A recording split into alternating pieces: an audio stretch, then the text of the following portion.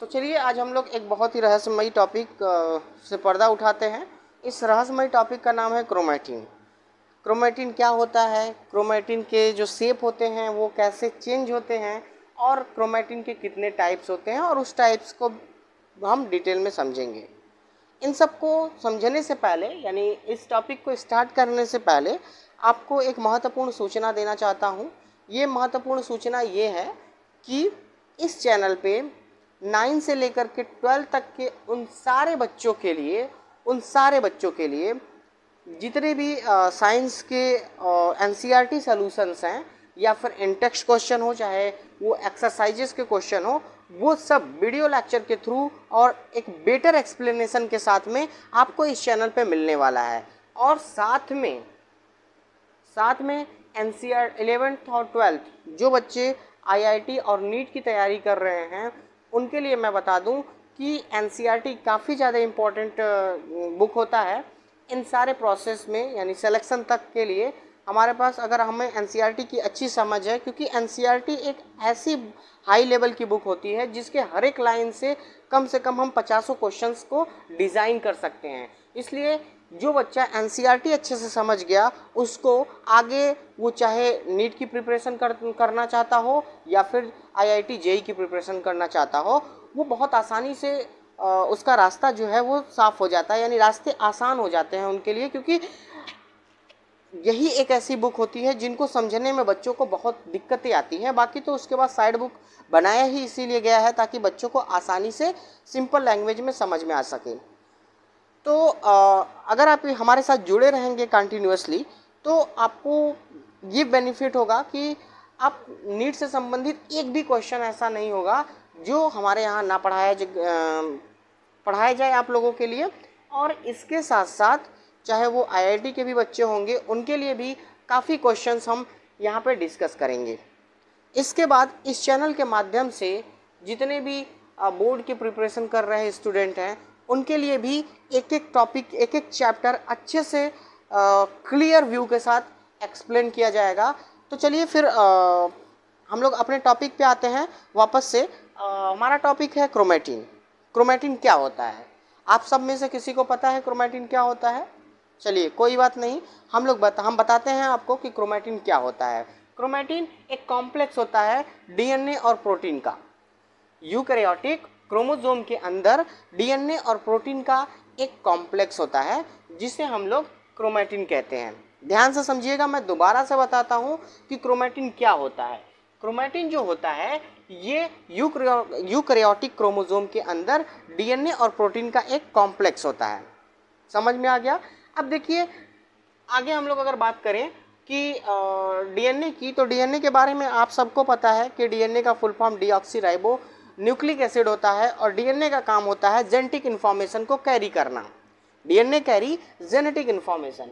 इसके बाद आगे क्या है? प्रोटीन जो होता है वो हमारे क्रोमोसोम को ऑर्गेनाइज करता है, फिजिकली क्रोमोसोम को ऑर्गेनाइज करता है, और डीएनए की एक्टिविटी को रेगुलेट करता है। मैं फिर से बताता हूँ कि हमारा जो प्रोटीन है ये क्रोमोसोम को बनाता है, फिजिकली क्रोमोसोम को ऑर्गेनाइज करता है, और इसके बाद हमारे डीएनए की एक्टिविटी को रेगुलेट करता है, यानी कि नियंत्रित करता है। डीएनए का जो भी एक्टिविटी है उसको कौन रेगुलेट करता है? हमारा प्रोटीन रेगुलेट करता है, और क्रोमोसोम को फिजिकली बनाने वाला भी प्रोटीन ही होता है। इसके बाद हम बात करते हैं क्रोमोसोम और क्रोमोसोमल प्रोटीन और डीएनए के बारे में। तो जो हमारा क्रोमोसोमल प्रोटीन और डीएनए होता है, दोनों के अगर हम मास की बात करें, तो जो हमारा क्रोमोसोमल प्रोटीन और जो डीएनए होता है ना, इन दोनों का मास इक्विवेलेंट होता है, मतलब एक बराबर होता है। इन दोनों का मास क्या होता है? एक बराबर होता है। इसके बाद जो अब हम बात करते हैं change of shape of chromatin. Chromatin के शेप के चेंजेस के बारे में अगर हम लोग देखें, तो जो क्रोमैटिन होता है, सबसे पहला जो पॉइंट है इसमें change of shape of chromatin during cell cycle, जो पहला पॉइंट है क्रोमैटिन का वो ये है कि जो क्रोमेटिन होता है ये अपना फॉर्म बहुत ही ड्रास्टिकली चेंज करता है। माइटोटिक या मियोसिस जब प्रोसेस होता है, इस माइटोटिक या मियोसिस प्रोसेस के दौरान जो क्रोमेटिन होता है ये अपना शेप बहुत तेज़ी से चेंज करता है। First point. Second point is during the interface, जो क्रोमेटिन होता है ना, ये क्या होता है कि इंटरफेस के दौरान क्रोमेटिन इतना स्ट्रांग और थिन हो जाता है कि इसको लाइट माइक्रोस्कोप के अंडर देख पाना पॉसिबल नहीं होता है। जो हमारा क्रोमेटिन होता है ये इंटरफेस के दौरान ध्यान दीजिएगा, सेल साइकिल में जो इंटरफेस है उस इंटरफेस के दौरान क्या होता है ना कि जो हमारा क्रोमेटिन होता है ये इतना स्ट्रांग तो होता है मगर इतना ज़्यादा थिन हो जाता है कि इसको हम लोग लाइट माइक्रोस्कोप के अंतर्गत नहीं देख सकते, यानी लाइट माइक्रोस्कोप के अंडर में नहीं देख सकते हैं। ठीक है।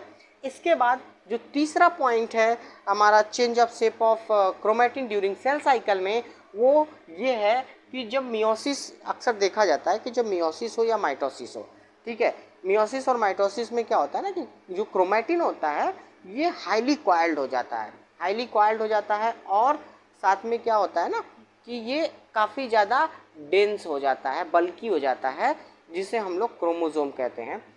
तो माइटोसिस या मियोसिस के दौरान जो क्रोमेटिन होता है ये हाईली कॉइल्ड हो जाता है और डेंस बल्की हो जाता है, जिसे हम लोग क्रोमोसोम कहते हैं। तो मैं तीनों पॉइंट्स को बोलता हूँ और आप लोग राइट डाउन कर लो, क्योंकि अभी यहाँ की कुछ टॉपिक्स हैं उसे अभी आप लोग को राइट डाउन करना है। तो अभी इसको मैं इरेज करूँगा, फिर दोबारा से लिखाऊंगा, तो मैं बोल देता हूँ, पहले आप लोग इस को नोट डाउन कर लो।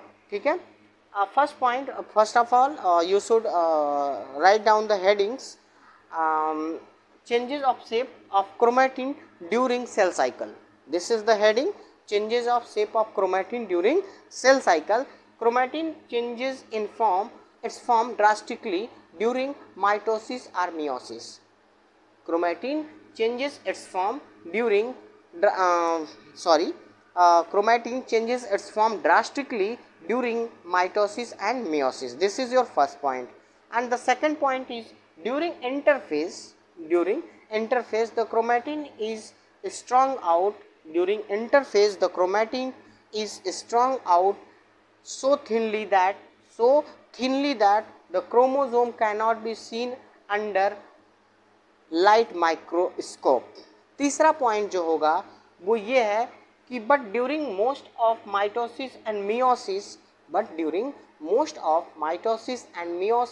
The chromatin is highly coiled and is compacted into the chromosome appear as dense bulky object. It means chromosome. And now we will talk about the type of chromatin. So हम लोग बात करेंगे chromatin के types के बारे में। सो chromatin के types को जानने से पहले मैं चाहता हूं कि आप लोग इस डेफिनेशन को लिख लो, उसके बाद फिर हम लोग चालू करते हैं टाइप्स ऑफ क्रोमेटिन। ठीक है।